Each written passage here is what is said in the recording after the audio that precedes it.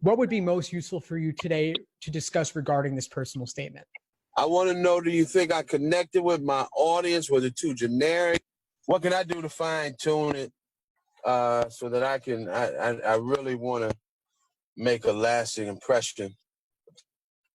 Yeah, sure. So I think it has promise, but I also think there are a couple of areas that could use a little bit of improvement. I think it fell prey to a couple of common pitfalls. And I know that may not be what you want to hear, but I'm in the interest of serving you rather than pleasing you to help you make the best personal statement that's what I want to hear. All right, so let's just start off from the top. You started off with a quote. Now, personal statement, you've got a very limited amount of space to make a lasting impression. You've only got 2 pages, double spaced. And so if I were working with you, I would say, don't include a quote. I don't want you using any words in the essay other than words coming from you personally. Gotcha. You can still communicate the same theme, but I would want you to communicate it directly and showing it rather than illustrating your life story as an example of a quote. Right. A couple of the other things that stood out were that you kind of gave a general overview towards the middle of the statement about your career. You were talking about teaching secondary school students, right? Right. But you were also talking about your time in college, balancing that with other obligations. Right. So I would suggest pick one thing and go deeper on that rather than giving a more general overview of various difficult things you've encountered. Okay.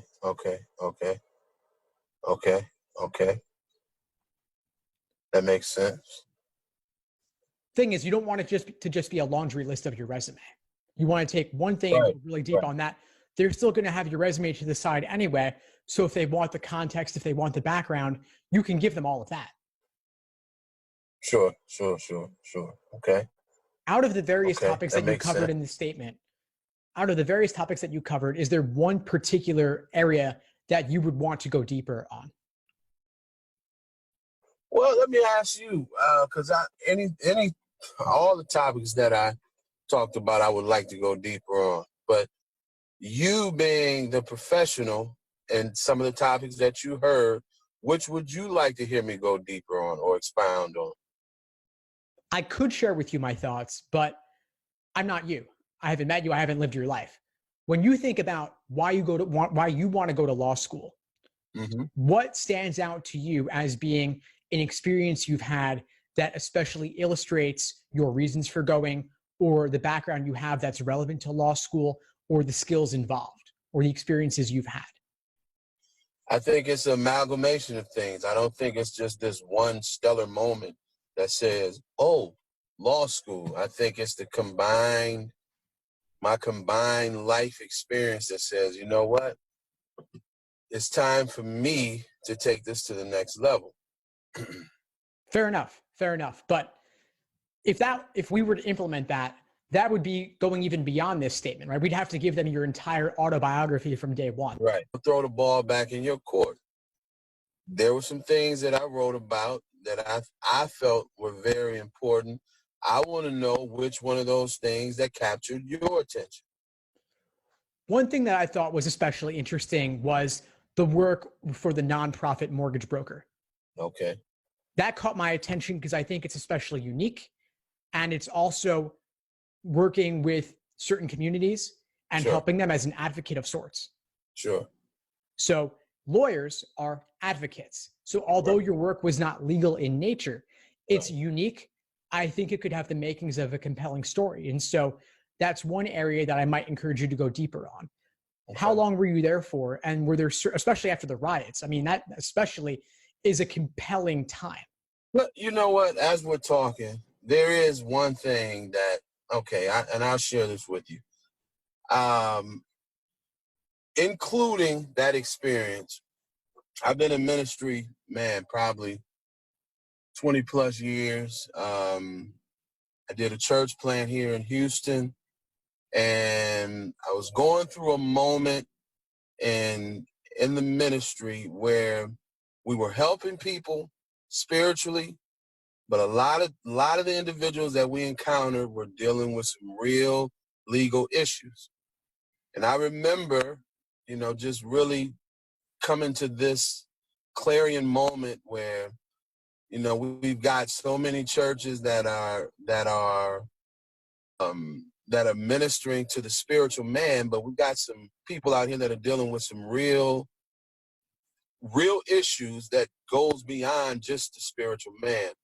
And I kind of went on a sabbatical for 1 year, and that's when I decided, it's time for me to advocate for those that need some real legal help. That's really what brought me to the point of, because I was getting ready to get enrolled in seminary. I took a introduction class, and I said, you know what? I looked at the cost. I'm like, man, I'm about to spend almost near $100,000, but I still on things that I already know, but I'm still not helping the individuals that I see need the help. That's the real story. Then that's what you should write about. Gotcha. I love that. I love that topic. I love that story, because you're acting as a counselor. In the Right. ministry, you're acting as a counselor. You're helping people in need. You're giving them advice, and a lot of the issues they're facing are legal in nature. Hence, that's why I want to go to law school, to better serve my ministry, to better serve my congregation, to help those people in need, to be their advocate.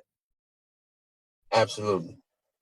That's the story. That is when I said, and I don't want to sound super spiritual on it, but that's when I heard that inner voice that said, there is more that is required of you. And that's when I said, okay, I got to get busy. Then I want you to give me at least 500 words focused on that specifically. Then at the end, Gotcha. You can zoom out and say, why law school? And at the start, talk about a specific member of your congregation that you were speaking with. That highlight that moment in time, then zoom out from there. Got it. Absolutely. That's the true story. When I started writing that, I don't know if you know, man, but I've been you probably don't know, I mentioned it in the story, but I was just in a head-on collision with a semi-truck, and I did good to get that out. But as I've read over it over and over again, I'm like, man, that's not really the nature, the essence of why I want to be in law school, why I want to be an attorney, why do I want to advocate for those that need an advocate. Yeah, got it. All right, great. So we could go deeper on this here, but I think you've got enough. I think you've got your insight. So I just want you to go home and start writing. Don't edit while you write. Just spill it all out.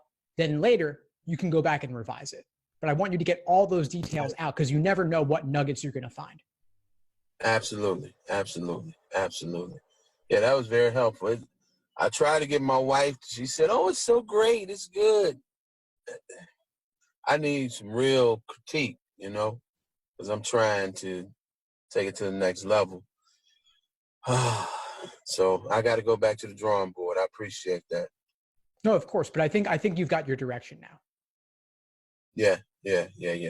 No doubt. Well, hey, man, have a happy Thanksgiving, you and your family. And I will keep in touch. I promise you. Thanks for tuning into the show. Please subscribe if you haven't done so already to be notified of new episodes as I release them. And feel free to reach out if you need anything at all as you move forward with your prep. I'm happy to help however I can. In the meantime, I wish you all the best and take care.